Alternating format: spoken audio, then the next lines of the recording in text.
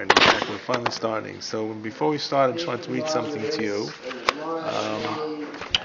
This is actually explains to us some of his of Rav Teichel's change in terms of where he went from being aligned with the Munkacher, Rav Chaim Elazar Shapiro, and a lot of other Hungarian Rabbanim who were opposed to the Zionist the movement that was developing Eretz Yisrael, and he changes to becoming positively inclined towards Zionism as a way to bring along towards the process of Mashiach. In other words, the normal approach would be we have to wait for HaKadosh Baruch Hu to drop Mashiach from the sky to tell us when to go, and the change of Teichel is no, we have to take the first steps, and the building of Israel today is one of those first steps, even though it's not a perfect step.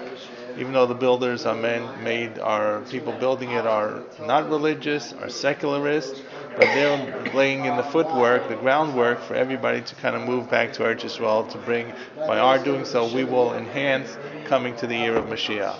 And the Holocaust or the destructions, the persecutions that were taking place at that time are simply a wake-up call to tell us that we need to take seriously the fact that we need to go back there to Israel.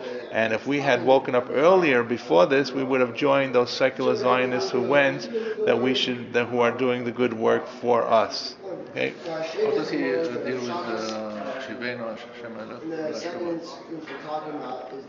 with that will come. Yes? Yeah, but Hashem takes the first step. So the first step was he allowed Jews to go to Israel. So the first step was that we now have an opportunity to go to Israel, but we have to take the second step, which is to go. So so Israel represents a step, or represents a way to get to Mashiach coming, correct, as opposed to just a way of escaping the Holocaust. It's not like this is a... Well, no, that's correct. This is a backdoor. To go to Israel was a backdoor that the Almighty put in place that we missed the opportunity to have gotten out before the Holocaust. Now we realize the Holocaust is there. What it's telling us, they didn't really realize at that point how far the Holocaust would go, but they knew it was not very good. So now we missed the opportunity, but we have to really support those who did, and we have to try to go ourselves when we can.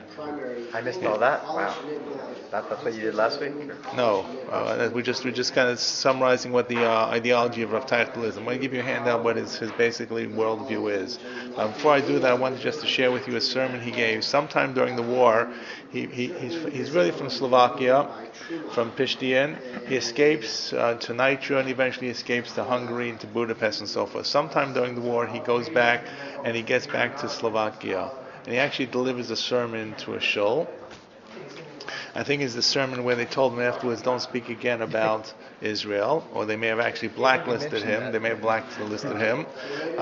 But in that sermon, he says the following things. He says, I want to give you guys a mashal.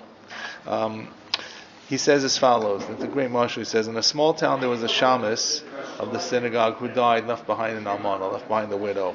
And the people of the community thought how they could provide some financial support because there was no pension plan for widows. So how can they look after her? So they thought perhaps they could allow her to do some of the work of her husband, the shamus, but she's not a man, right?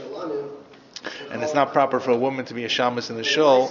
So they allowed her to do the activities that could be performed outside the shul, while the tasks of the shamus inside the shul, the different nispalalim would take over on a volunteer basis. So they divided up this way, and then her salary of the shamus would still go to her, and she'd be able to still have her parnasa even though the shamus passed away.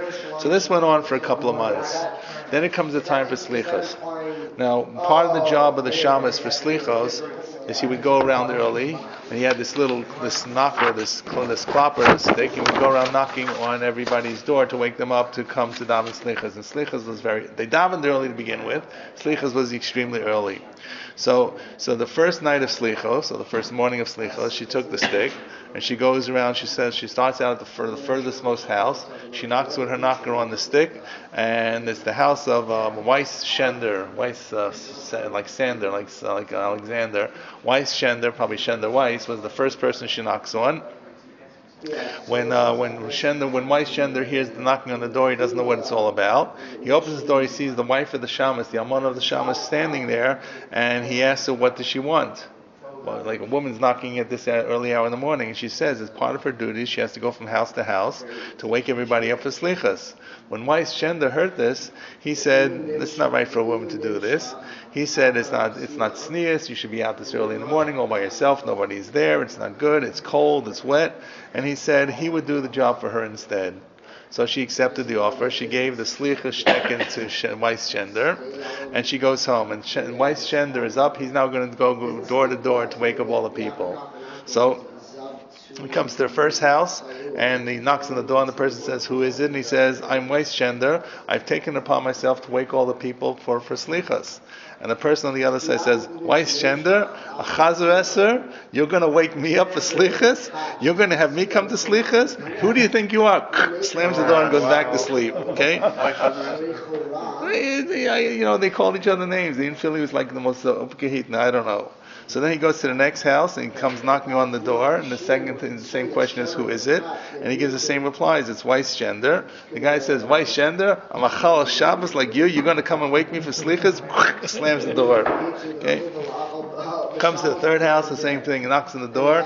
They say, "Who is this?" Says, "Weiss Shender. I've come to wake you." He says, "Weiss Shender, Ganef, you're a swindler. You're no goodnik. You're going to wake me for slichas." And so every house along the road, nobody came for slichas. Now, nothing more happened, and except there was a trail of scorn and disdain, and no one got it for slichas. When they came for that morning, and everybody came later for davening for tefillah, because tefillah was after slichas, so maybe slichas may have been in the middle of the night, I'm not sure. So the Rav said, what happened this year that nobody came to shul for slichas? And the people started justifying themselves. They said it's all Weiss Shender's fault. Okay, he's a shady character. He's not the most upkehit yid. He's not the most frumis yid. He was notorious. He came to wake them up for slichas. That's why none of them actually came for slichas. So the Rav responds and says, "Shotim, fools! It's true the wife Shender is guilty of everything you've accused him of, but this time he was waking you up for slichas. He's waking up for slichas. He wasn't doing any of the bad things he's known for. So why didn't you get up?" So Rav Teichel is giving the drush. He burst into tears according to the story. The people saw it, heard it, and he said, "It's true that the Zionists are machali Shabbat. It's true that they break the laws. It's true that they are not the most upkehit in the mention. But it's though they who woke us up to come for slichas, to come to recognize the voice of Hashem. And there's no place for us to go except for Eretz Yisrael, and we didn't listen to them." And that's the concept that he would explain to them at that point. That is his ideology. Okay, so that's the ideology. The ideology is that they are not perfect. They've got a lot of chesronot in terms of religious commitment. However, they're the wake-up call. They're the canary in the mine. They saw it. And we have to simply follow through for them. So that's really basic to what his ideology is. Now here I found an article that talks about Teichel. I'm going to just put together here the foundations of his worldview.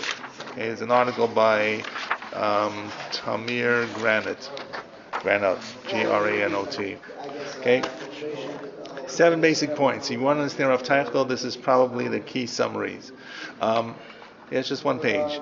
This is from what I told you, Rav Tamir Granot in Eretz Yisrael. He has a number of articles about this. He's published, and I think it makes sense. First of all, the commandment to settle Eretz Yisrael is an obligation that applies to every Jew at every time. So there's a mitzvah yeshiva arts. So number 2, there's a track for geula that comes about through natural processes. It's initiated by man, and then the private commandment becomes an integral part of the process. In other words, by fulfilling one's private commandment to settle Eretz Yisrael, a Jew thereby participates in the process of redemption. There's a way that you get a klop from heaven, and everybody goes. The Mashiach drops down the Beis HaMikdash. That's one way we can get Gula. There's another way that we can get Gula privately by doing our own Hishtadlus. What's our Hishtadlus? To go settle into Eretz Yisrael. So just Yishuv Eretz Yisrael is the way to make it work. Number 3. Our era is an era of Gula, of redemption. More Jews have come, this is once again the 30s, 40s, more Jews have come together in Eretz Yisrael than have been seen there since the second Beis HaMikdash. The country is growing and developing. The status of redemption should not be withheld from this era just because there are no miracles of prophecy. Our sages did speak of the possibility of redemption through human processes that would encounter difficulties and setback. Once again, there are 2 tracks for Gula. One is the one with miracles. If we're Zocha, the other is we're not Zocha, we have to do it ourselves. And we're the second way. The free thinker thinkers, number 4, who built up the land should not be viewed as heretics and apostates for 3 reasons. So, yeah, they're not perfect, but they're really not considered mumarim. 1, they're like Tinok Shenishba, captive children, Jews who, for reasons outside their own control, were brought up ignorant of much of their Jewish heritage's laws. Second of all, they're fulfilling the important commandment of Yishuv Aretz. Thirdly, they're countering and repairing the damage effected by the Enlightenment, which led to assimilation. In this sense, they may be viewed as engaging in repentance. So having an identity for Eretz Yisrael is better than the assimilationist Enlightenment, which wanted to make Jews into Christians and completely bail out of Judaism. They're not perfect. They've got a lot of faults, but they're actually positive.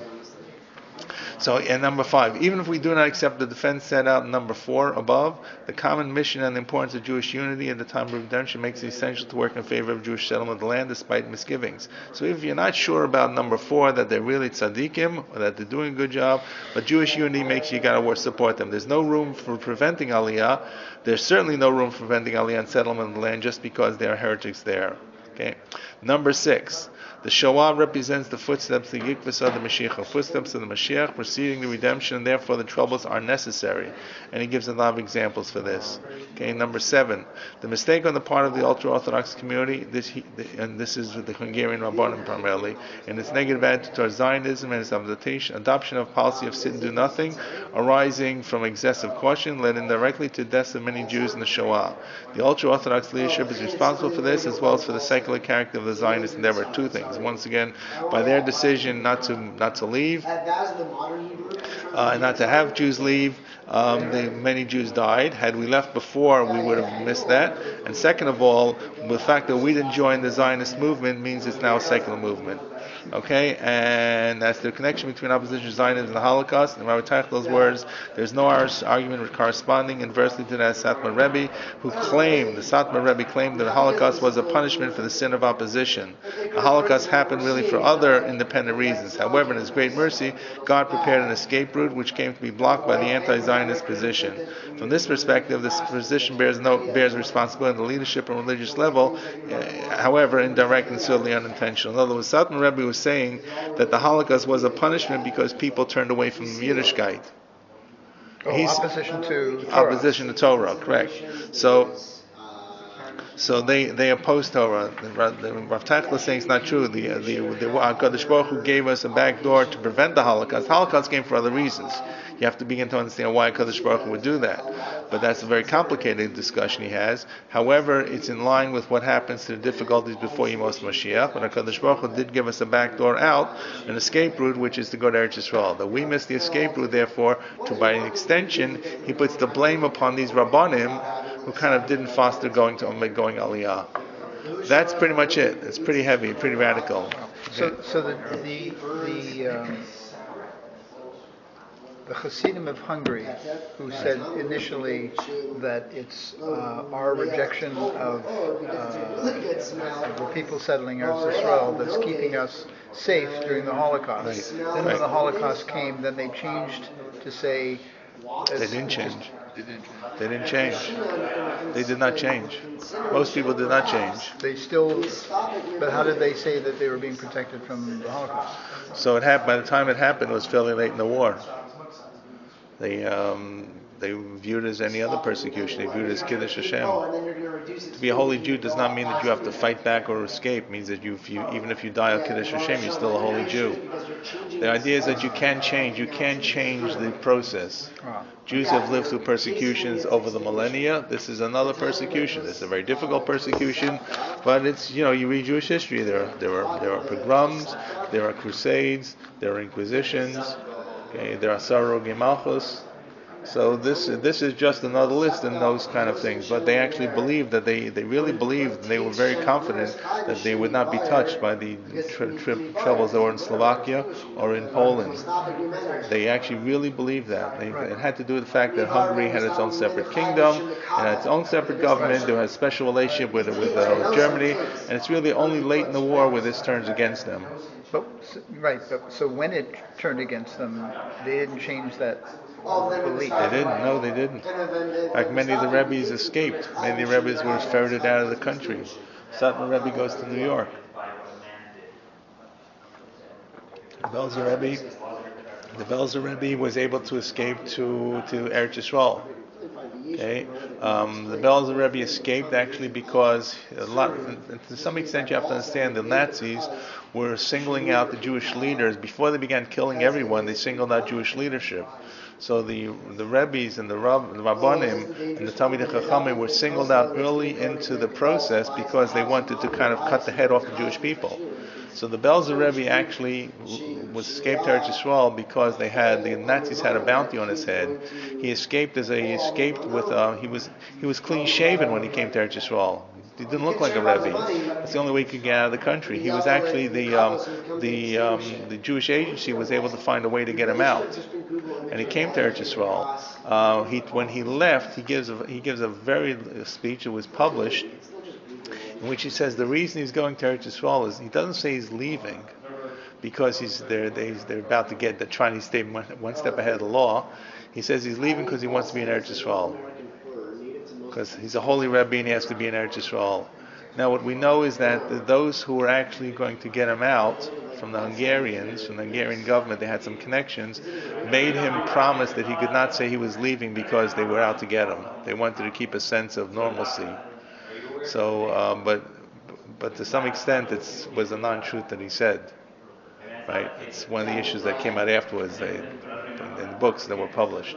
But the bottom line is the number of the Rebbes were actually gotten out, some through the Jewish agency, some through other means. Somebody was in the Kostner. I'm sorry, someone on the Kostner train, correct? I forget if maybe he was on the Kostner train, I don't remember who was.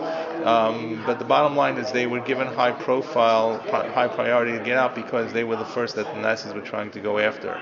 And I said what's unusual is that some went to Yisrael, such as the Belzer Rebbe who actually went first to Tel Aviv, began rebuilding Belzer Hasidim in Tel Aviv, and then went to Yerushalayim and to other communities, and some went to New York. Like the Satmar Rebbe went to New York, the Lubavitcher Rebbe went to New York. They did not go to Eretz Yisrael initially. And he gave cherem to any of his followers that made Aliyah before. They gave. The official policy of Belz was cherem if you made Aliyah, if you were Zionist. Right. But he got out. So it's probably, during the second part of the war, the latter part of the war, there was also a lack of leadership. A lack of physical leadership because many of these people had been spirited out of the country or ran away from the country. Rav Teichel did not, by the way. Rav Teichel moves around but never leaves Europe. And of course, as you know, he died towards the end of the war. So it's a very, very unusual character. Yes? The two scenarios for the coming of Mashiach are right. One is if we're Zoicha, if we're worthy. There are different points in Jewish history where we can have a Mashiach come who will lead us and will be clear with miracles and everything. The Beis Hamikdash will come down from the sky and Shalom al Yisrael. Right. The second way is we missed all the opportunities. We can still do it ourselves, but it's going to be fraught with all kinds of dangers and issues and difficulties, and it's going to be a natural, normal process. But we can still bring Mashiach ourselves. Because I thought it was exactly the other way around. I thought if we are Zoiche, if we do what we need to do, we bring the Mashiach.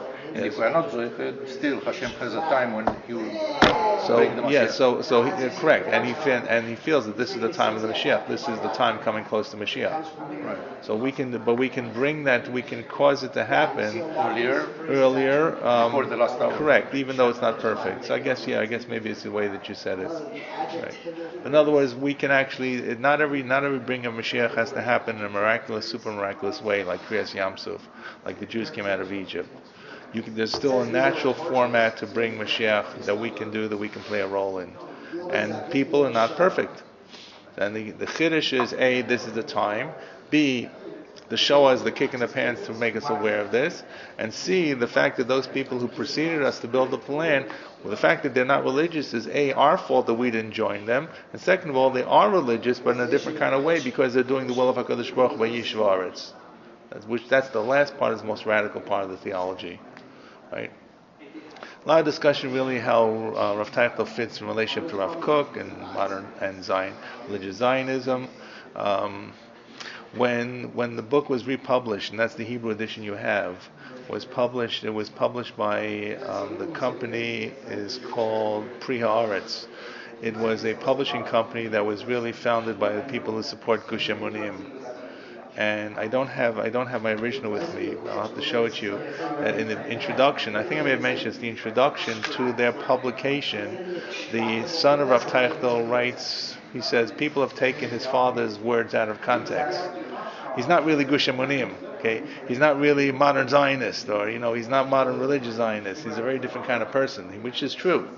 And nonetheless, the book was published. But it's interesting to see the son's comments as they were going to press that they included in the beginning of the book. Okay, so I wanted his children to be accepted in schools.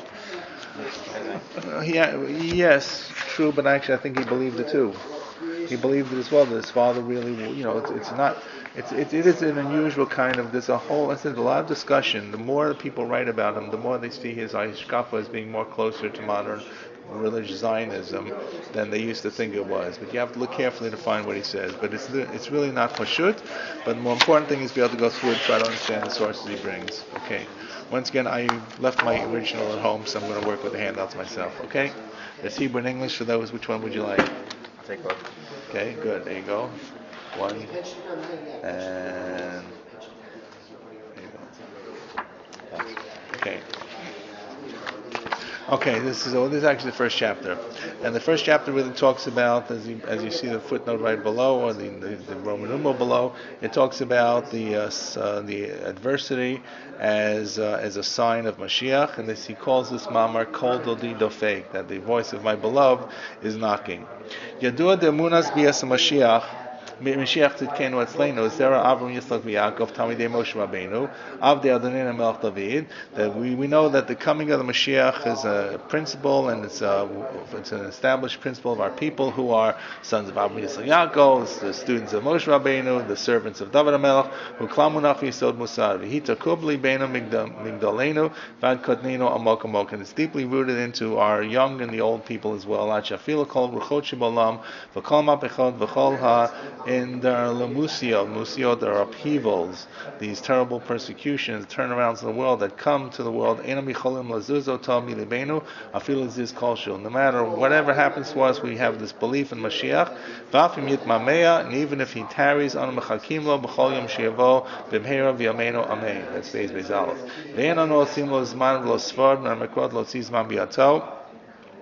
And we can figure out a time based upon the psukim to know exactly when he's coming. These are the things that are hidden and sealed. Satum v'tamun me'ing ben mikol ben chai. They're sealed from us.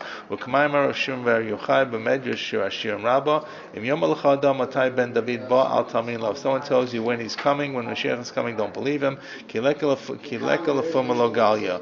Because there's the heart does not reveal it to the lib. Liba lefuma lo galia. Was there Gam Rabbeinu or Rambam Perishal Mishnah? Same way the Rambam writes in his Kakdama to his Perish of the Mishnah in Perik Sanhedrin. As he writes in the Igeret Taman, which he wrote to the people in Yemen when they were facing all these persecutions. So we don't really know when Mashiach is going to come. And he says, I would be foolish to kind of give you a real date because I don't know as well. However, V'gam chachmeinu zal b'shas medrash sefer kabbalot migodol atzarot very devout. Our prophets and our scholars and the medrash and in a lot of different sfarim and the shas write for us about all the different persecutions. Before Mashiach will come, there will be all kinds of terrible things brought upon our people, all kinds of default, all kinds of harigot killings. And so that's the thing that we know about it. This alone, this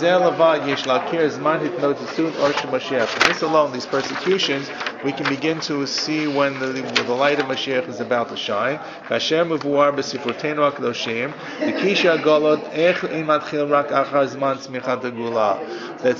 tell us that the difficult sufferings of the Galut will begin only after the beginning of the coming of Mashiach. So there's an overlap process that as we get close to Mashiach, we have more difficult sufferings. Okay? Etc., etc. So it's going to get worse before it gets better. In essence, then, longest hatred that the Jews have suffered during I'm sorry? the longest hatred, the anti-Semitism, Right. is which the Jews have suffered almost forever, means that the Mashiach can come at any time also. Right. There have been some good eras in the Jewish people too. Right. And every time it got really bad, people began to calculate when Mashiach would come. And we have a number of books that were written that calculating Mashiach. Most people wrote these books, looked at years, about 100 years after they were living. Right. Right. But I mean, I guess the point is that we can bring Mashiach at any time. Right. Like, it's not like it's Mashiach is only for a time when the troubles occur. If the troubles are occurring all the time, then Mashiach can come anytime. Well, it's like saying that before there's a rainbow, there's got to be a rainstorm. So part and parcel of Mashiach coming is before Mashiach comes, the immediate time period is going to be. It doesn't mean it's the only time period that's bad, but you shouldn't get depressed that you're going through a difficult time period, because it might be that this is a sign that Mashiach is on his way. So that's a positive thing. So a negative event or a persecution may be a positive event. So therefore, what he's really trying to say, V'chein kasev Rashi, and Rashi says the same, skipping the parentheses in Hebrew. V'chein kasev Rashi b'pasuk kamo hara takriv l'ledet tochil tazik b'chavlea kein hayinu m'fanech Hashem. Like a woman who's pregnant, who is about to give birth, so she is in pain. Tochil tazaik b'chavleha, she will cry out in her birth pangs, and so ki hayinu m'fanech Hashem. So are we before you, Hashem. So this is what does Rashi say? It's a pasuk in Isaiah 26. Roim anu b'tzarot, roim anu tzarot mitchashot, usfurim anu sheim minei simanei Yeshua gula. When we see difficulties come to us, and afflictions, we realize that they are actually signs of gula and Yeshua. Lefi shanu muftachim ligoel mitoch tzukah v'tzura kioleda zu. Because we're going to reach gula and be redeemed the same way this woman was in birth pangs. Mimponecha, what's mimponecha? Not in front of you, but from your decrees. So therefore, what Rashi is really saying is that when we see difficulties, it's like a woman giving birth. And therefore, all the difficult hardships that are coming to us in these days, he's applying it to his day. Right? We have to really bear and accept with all our power. They're like completely burnt up sacrifices. The olah, which is burnt up, which is holy. So the olah is destroyed, but it's really being serving Hashem. Like I quoted in the Kedicha, we saw that a number of weeks ago. We quote in the Rambam in his Yiger Timan.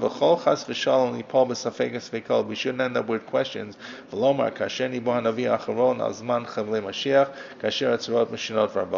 We shouldn't begin to think in our minds like people said during the era of Malachi, who is one of the last prophets, when they saw difficult times. What did they say? Malachi is traditionally the last prophet. I told you we don't even know if Malachi is his real name. And Malachi may be a pseudonym. So what did the people say? So Amartam, Malachi is saying what the people thought. There's the second chapter, third chapter of Malachi. Amartam shav avod elokim. People are saying, what's useless? You're saying it's useless to serve Hashem. And what profit? What do we get by serving HaKadosh Baruch Hu's mishmeret? Hogatam Hashem b'divrechem. You've made Hashem weary b'divrechem in your statements. B'yamrachem, when you say things, kolose ra tov b'nei Hashem, that anyone who does evil is good in the eyes of Hashem. Uvahem hu chavetz, and Hashem wants all these bad people. Oyeh lokesh mishpara, where's the God of justice? When you people are saying this, as nidbru yir Hashem yishrayeh v'yakshev v'yishma, v'yakshev Hashem v'yishma v'yachtov sevis yikvan lefnanav l'yir Hashem l'chosh v'yishmo.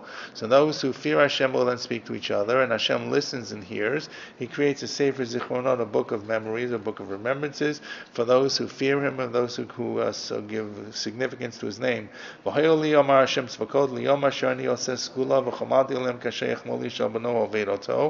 that day Hashem says, I will Set that day. I'll make it a special day of segula. I'll have mercy on them like a person has mercy on his son. You see, there's one who served God, between the wicked and the tzaddik, between the person who served God who didn't serve him. So the Malachi says, you guys are all saying, what good is it to serve God? You people, one day you'll see, Hashem will show you soon what the difference is. All the trouble you're having is the precursor to the time of the Gula. And what does Rashi say? V'ayin Rashi Sham Shapiresh. Az nidbaru, what does it mean they will speak? It said will speak one to another. Ani meshiv al divrechem az basiyat risham v'tovim alchu kanonid. I'm going to really respond to what your words. When the wicked people do wickedness and the people who are tzaddikim fear me and they fear HaKadosh Baruch Hu, mipnei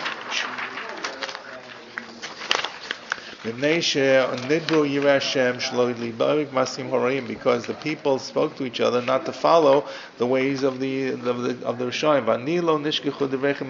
I won't forget the conversations of those people who speak positively. Even though I'm not quick to bring the reward, this is what Rashi is saying. I've written it down. I listened, I heard, I wrote a book of memory. These words, your conversations, your support of Hashem will be carried out, will come to fruition. On that special day that I've set, the day that I'm going to pay back the goodness you did. I'll show you the difference between the good and the bad, the good and the evil people. That's what the Rashi is writing about on this pasuk. God kan l'shonu kadosh. So once again, he says, this is what Malachi is saying. Malachi anavi achron nibe mashikre otanu b'achrit hayomim atzarot shishnu alei tzavareinu b'zman chevle Mashiach. Malachi is not writing only about the time, his time. He's writing about the future time, when it's going to be chevle Mashiach, when the birth pangs of Mashiach will be, when the tzarot will be difficult and be around our necks. Ashim to anashim she'omru, until people will come and say, Shav avod Elokim, serving God is foolish. Uma betza ki nishmor Torato, what good is it to serve His Torah? V'cholo serot tov b'nei Hashem, whoever does bad is good in the eyes of God. U'behem u'chafetz, He likes the people doing good. V'ayeh Elokim mishpat, where's the God of mishpat? This is what people are going to say. V'hem hem advarim sheshmanu b'zmanenu b'yomim hamurim sheiganu ka'et. And guess what? This is exactly what's going on around us, right? So Teichtol. We live in a world of secularism. We live in a world of decreased religious commitment. We live in a world of mixed Jewish identities of belief. And this is really taking place. In the Hungarian world, there were two communities that existed. You have Reform, and you have Conservative and Orthodox. They were called the status quo, and you have the neologues in Hungary. Neologues are the equivalent probably to left-wing conservative and right-wing reform. Okay, they were the ones who brought the choirs into the temples. Some of them wanted to change the day away from Shabbat to Sunday. They were reformers. The group still exists today. It's probably more closer to left-wing conservative than it is to reform. But that's because conservatives move further to the left. And then you have the status quo, which were the old-time Rabbanim. And they were recognized as, the Hungarian government recognized them as two separate parts of one religion. They didn't allow one to secede from the other. They didn't call them two religions. In fact, maybe I'll show it to you one day, as the thing progressed in Pishtian, and this is before Avtayach was forced to run away, and all the Jews are being sent away. They had a much depreciated group in Pishtian of Jews. There was no one around. So they didn't have it. The status quo shuls, the frum shuls, didn't have a sheikhet anymore. There was only one sheikhet in town. The sheikhet in town was a member of the neolog community. Okay, like saying a reform sheikhet. So they came together, and they decided they would give him a Kabbalah to be the sheikhet, provided they followed all the rules of the Orthodox shuls. There's the one sheikhet and Rav Teichel brings together a beis din. And they make this decree and they write it down. They write a letter, and the letter's been preserved about where this takes place. It's fascinating.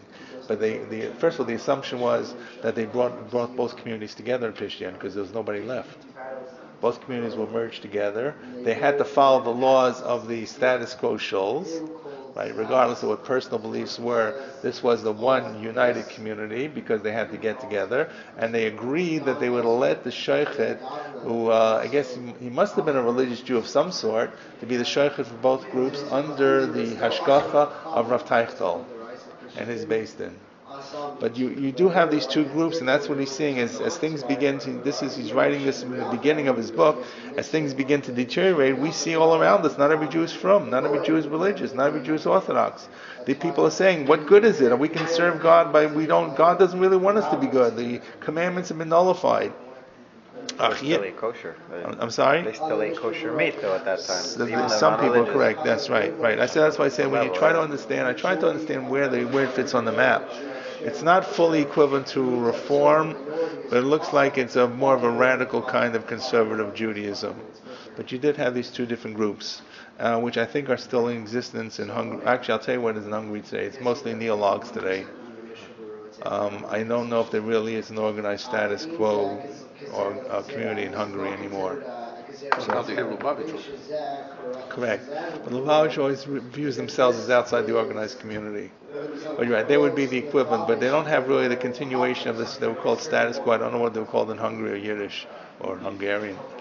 Called status quo. That's what the articles call them on neologues. I don't know.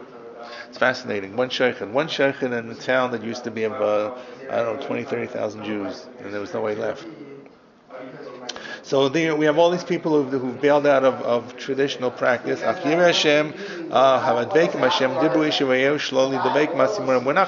people who are committed to Hashem said we're not going to be connected to their bad deeds. And they were actually supported and strengthened one another. As Yeshayahu says in Perek Ches, that I will await Hashem. I'm waiting for Hashem who conceals his face. Beis Yaakov from the house of Yaakov, v'kiviti, and I will hope for him. We're still waiting for Hashem. Hainu af shemastir panav mi Beit Yaakov, even though Kadosh Baruch Hu hides his face from Beit Yaakov.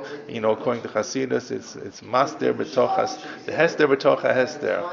Hanochi haster astir. Even within the hidden part, Hashem hides himself in the hidden part. Okay. I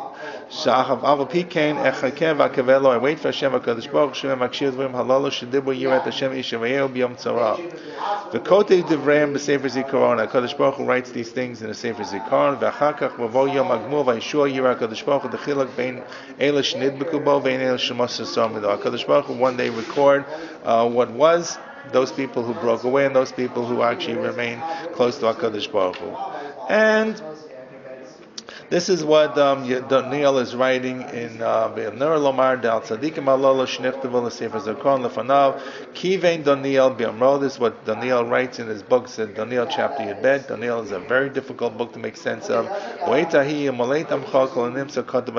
that time, everyone who's going to be found by Sefer will escape, will run away Yimoleit. So the Amchol Kol Nimsa Katav Sefer Yimoleit will run around then. Hainu, what is Daniel referring to? Hainu Eila Shadavku Kadosh Baruch Hu Af B'Yet Hesta Panim V'Nechdu V'Sefer Zikaron. Even those who were connected and attached to Hashem, even during the time of Hesta Panim, and were written in the Sefer Zikaron, the Book of Memory, Eila Yimtu B'Yet Tzarot Shechav LaMashiach. They will try to run away. They will escape, or they will run away from the tzarot of the Chevle Mashiach. And Shuv Matzati She'achad Mimfarshi Atanach Pirish Kein. I saw one of the commentaries explain this. That Daniel Kivim B'Dvav Sefer Sheni B'Malachi Hanal. That Daniel, when he wrote this pasuk in chapter 12, he was referring to the pasuk of Malachi. And look at this next line. I don't have the book. I don't have any books with me. I don't know which book it is. I can't tell you which commentary it is. And the footnoter put in that it's actually Ayin Ibn Ezra, Shapirish Kain. It may be from Ibn Ezra said so. It might be other people who said so. But there was a belief that he said, I remember someone wrote it. I have no books with me to really refer to see who it is. Okay, so what's the upshot of all of this? Kol Isha Yisraeli, all Jewish people, B'Tot HaKashot Ve'elo Val Yim'ad Karsolo, person should be careful, they shouldn't slip.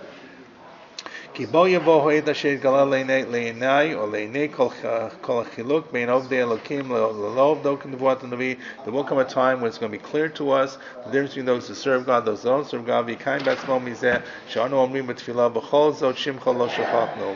We surely don't forget your name even though that we don't see what you're saying. בכל זאת שמך לא שכחנו. It's taken of course from תחנון. כדאי לנו לישא את עול הגלויות בכל חומרותיה עלינו. We should carry the yoke of all these exiles with all their difficulties, their hardships, because of the promise that HaKadosh Baruch Hu will reward us in the future. Will do for us this skula that will pay back all the good for us, everybody according to what they did for HaKadosh Baruch Hu. So therefore, the point of it being all the difficulties we have are not just difficulties, they're not rejections by HaKadosh Baruch Hu, they're simply a setup. They're the first act in what will be the second act that will lead to Mashiach.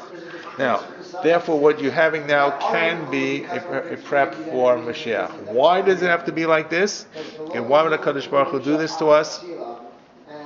So this leads to the whole process of there are two ways to reach Gula, which we mentioned before, and now this is where he brings it up. So the whole idea of reaching Gula through the supernal way, that you have to be a super tzaddik, and you have to find the right time to do it, and you have to really bring HaKadosh Baruch Hu. That's not now. The other way is the normal way, which is the escape route, or not the escape route, the more difficult way, trudging along through all the difficulties in this world. That can also bring it. We're on the second level. We haven't reached that first level. We're on the second level. So, therefore, ulam, however, why the Kadosh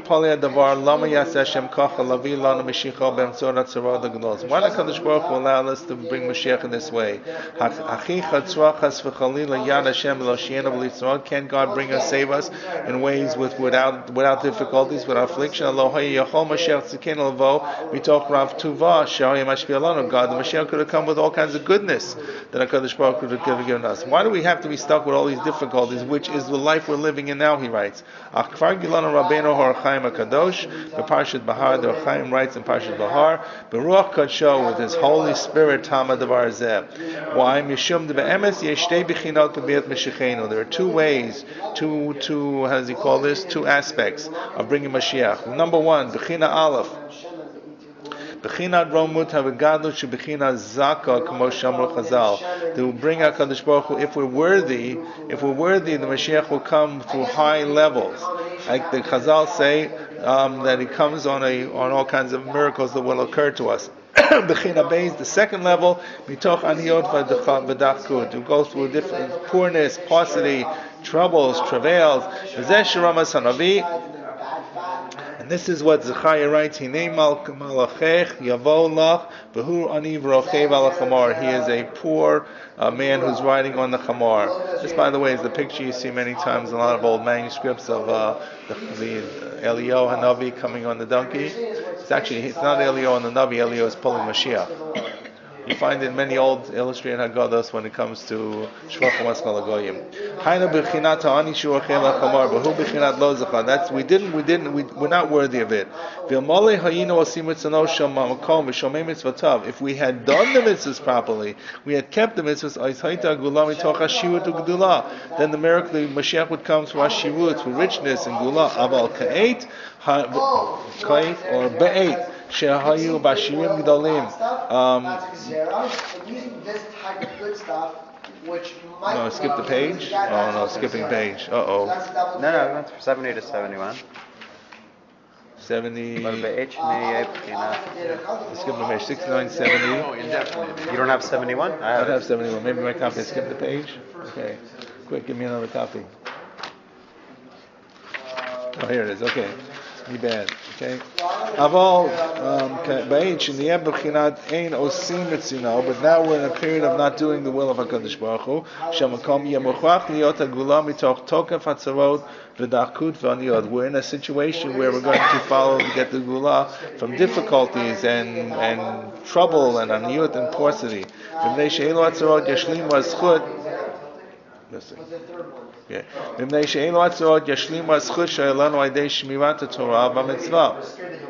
Because these tzarot that we have will offset or fill out the schut So we could have gotten to Shmirat Torah v'Mitzvah. Ein shamu ku'eit ein l'fanai. He says, look, see it there in the Archaim, and I don't have it in front of me. I don't have the book either in front of me, he says. But Ken Kasav Rashi v'Sanhedrin, and Rashi says the same thing in Sanhedrin.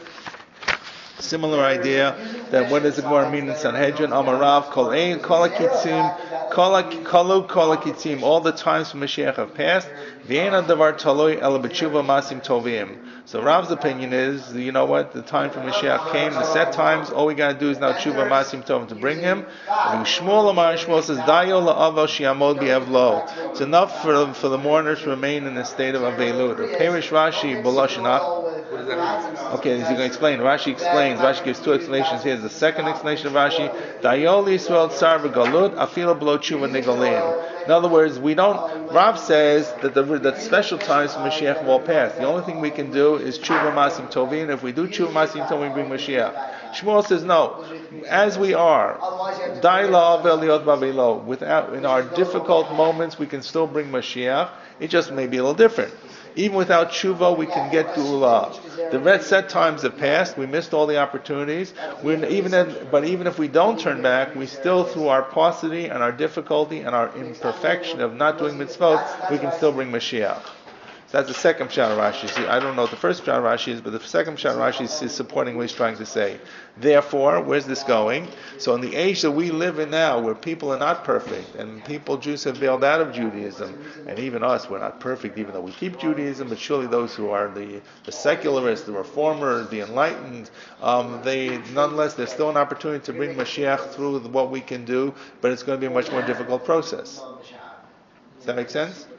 So this missing of the first opportunity for Mashiach to come is just because of the age of that age, or does this go back historically that we didn't keep, like even the people who were Shomer Torah and Mitzvahs didn't keep it to the level that should have brought Mashiach? It could be either one, I suppose. It could be both. Like, in other words, is he sort of blaming the non-from world for missing the first opportunity? The first opportunity, I guess he's saying the first opportunity is like hundreds of years ago. It's not contemporary. Right. But I think the key is he's saying there is a second opportunity. Even if we don't change, we can still bring Mashiach. Yes, but it's going to be the first opportunity that we missed. Like, in other words, is he saying this is our? I think it's not his responsibility. People changed and became less religious, beginning with the Enlightenment and the Reformation. But it's only at the point when the Enlightenment started. It's not go even further back that we never, as a Jewish people, hit that level that we should. I guess not. I guess it's like the question that they asked after the Khmelnytsky massacres in 1649. They asked, what did they do wrong? What did we do wrong that we should be punished with these terrible massacres in the Palace settlement by Khmelnytsky and his horrible hordes? And know what they said? You know what they said? No. We talked in Shul. Well, we were, because the communities that were destroyed in 1648, 1649, the Khmelnytsky massacres, were very religious, we're very righteous, we're very committed, we're very frum. They did nothing wrong. I can't vouch for every single individual, but by and large, this was the 1640s. Every Jew in the community kept the mitzvah, especially in that area. So they began saying, what did we do wrong? How could HaKadosh Baruch Hu punish for us? It must have been that we didn't do everything right in Shul. We were talking in Shul. They should come now to see what's talking. That's when the Tosis Yontif writes this Mishaberach that they use in Shuls now to give a bracha to the people who don't speak during davening. That's when they wrote it, because that's when they scratched it. They said, what could we do wrong? What did we not doing perfect? What are we missing? Which schools do that in Toronto? So that's exactly what Rav Teichel says. That we're now we're an even lower level. That not just the non-religious people haven't made it. We even the religious aren't there.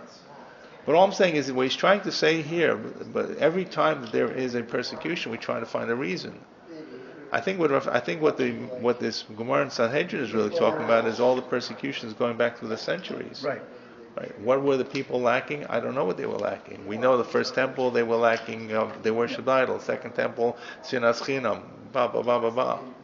Right, don't know. but it wasn't just the reform movement that was there at the time that No. created this. No. We've always been lacking. We've Right, never right. hit that level that we Correct, should have. correct. But now he does He go. does sound very, if you read it the other way, it sounds very, like he's making some fairly harsh judgments that the troubles that are upon us are the result of the reform, that enlightened group, as opposed to the fact that it's always been like that. Well, I think what he's saying, I would tone it down. I'd say he's saying the fact that there are reform and secularists and non-religious makes it more difficult to contemplate bringing Mashiach in a way that's going to be supernatural, which is basically the group that he is coming from. Remember, what is Hungarian Orthodoxy really say? Everything they've done, what they've turned away, is they're actually the cause of all this trouble. By their turning away, we're being punished for what they've done. HaKadosh Baruch Hu has reacted and bring the punishment of these sorrows that we have. And guess what? We can't bring Mashiach on our own. We have to wait for Mashiach to come down. Right? The concept, by the way, that Chabad has about we want Mashiach now, like a mitzvah campaign to bring Mashiach, that's a very late concept. It doesn't happen until the 50s at the earliest. The Rebbe's father, the Rebbe's father-in-law, the Friedrich Rebbe, is the one who really initiates these kinds of things. I remember seeing it was primitive in those days about different mitzvah campaigns in the early 60s, or late 50s probably, and but that only happens really much later on. At this point, people felt that we were stuck in a rut. The only way HaKadosh Baruch Hu would get us out if we can do so many mitzvahs, we can turn around and offset the scale. And what he's saying though is no, we don't have to offset the scale. Everybody does their own ishtadlus, so we can actually bring Mashiach. The real question is, why do we have to have all these troubles? Why can HaKadosh Baruch Hu actually bring us in, and why can HaKadosh Baruch Hu actually reward us in a way that would actually bring Mashiach in a positive way? On the contrary, the troubles should have been crescendo, more and more troubles. Now, after the Holocaust, what can you have more than the Holocaust? And by comparison, nowadays we are having it good. So Everywhere. the answer is what you have more is Yishuv Aretz. That's exactly where he's going. The one thing that we have that he has in his day, in the 40s, is the people settling Eretz Yisrael. Right. So it's And as far as the Geula. So the Geula started after the Holocaust. So the potential is there for the Geula. I wouldn't say the Geula started, called Aschalta the Geula. Right. It's the footsteps of the Geula. It's approaching the Geula. It's not yet Geula. Surely not Geula. So what he's writing is we have the opportunity to people starting the process, which we never had. No, periods of time are not simply a year. They're centuries. So we never had, before the late 1800s, that Jews would go to settle Eretz Yisrael. All the Aliyah Rishonah, the Aliyah Shniyah, the people that came before, the different stuff, they had a lot of difficulty. Many people died, many people couldn't survive, many people gave up. Right? There was all kinds of, but for the first time in hundreds of years, Jews were able to go back to Eretz Yisrael. We don't even think about it because you can get on a plane, you go there and be there in 10, 11 hours. The fact that Jews actually came back and began working the land, and that's the concept. Yishuv Aretz is not just simply living on chelka, getting handouts. Yishuv Aretz means you're working the land. So that's what he's saying. HaKadosh Baruch Hu is allowing us to do this in a natural way. And what we have in our generation, he's writing, in his generation, was the ability to do so. Okay? Let's do one more paragraph, and then we'll have to break here. The Sefer Netzach Yisrael, and the Maharal writes in Netzach Yisrael. We've seen the Sefer before. This is when the Maharal talks about Torah. Right? Netzach Yisrael, I think that's the Parish Yisrael. Netzach Yisrael is actually about, he writes it about Churban. It's about Tisha B'Av almost. Tisha B'Av and Churban. Yes, and you see, Amar B'Tama Tzorot Chevle Mashiach. He writes about the troubles of Chevle Mashiach, of the period before the birth pangs of Mashiach. Shebivchinat Heder Kol Mavaya. It's the lack before the actual event's going to happen. If you go there ahead, the Yesh Lakir is Godar Chavaya. With the greater the lack, if you will appreciate the greater the existence. Shosela Kadosh Baruch Hu the Golo, what the Kadosh Baruch Hu do. V'chein Roiti Lagon HaYavitz B'Sidor. The Siddur of the Yavitz writes as follows: Shekod B'Zel Lashon. Hagedula v'atzlocha apira rov tzomachat achar hayish machmat nefila bara atzum tefila. The geula, the greatness and the success that happens afterwards happens after you give up completely. You have to reach rock bottom before he can begin to recover. In the same way that that these are going to have the hedem comes before.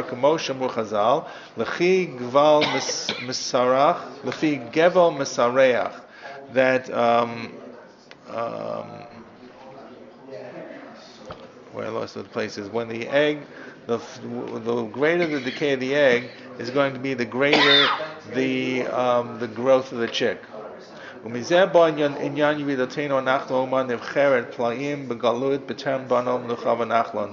is why we've gone so far down in our nation during this time of Galut, before we come to the Menucha v'Nachla, the tranquility and serenity.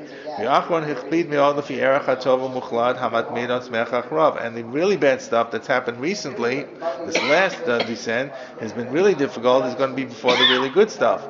This is what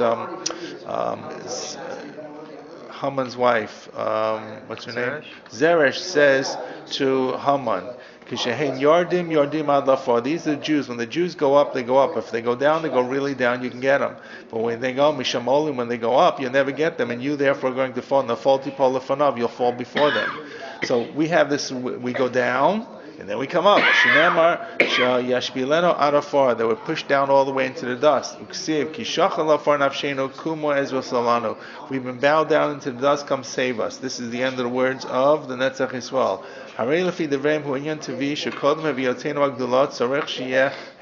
Before the great things that come up naturally, there'll be a great lack. Like happens physically in a lot of things. That the chick grows as the egg begins to rot. The chick grows in a way as the yolk begins to deteriorate, which is really what it is. And therefore, we'll stop here. The fact that we have all these difficulties are a positive sign. Now, why Kadosh Baruch Hu to bring it this way? Maybe because we're not worthy of bringing it the other way. But we'll see he's going to develop that in the coming paragraphs.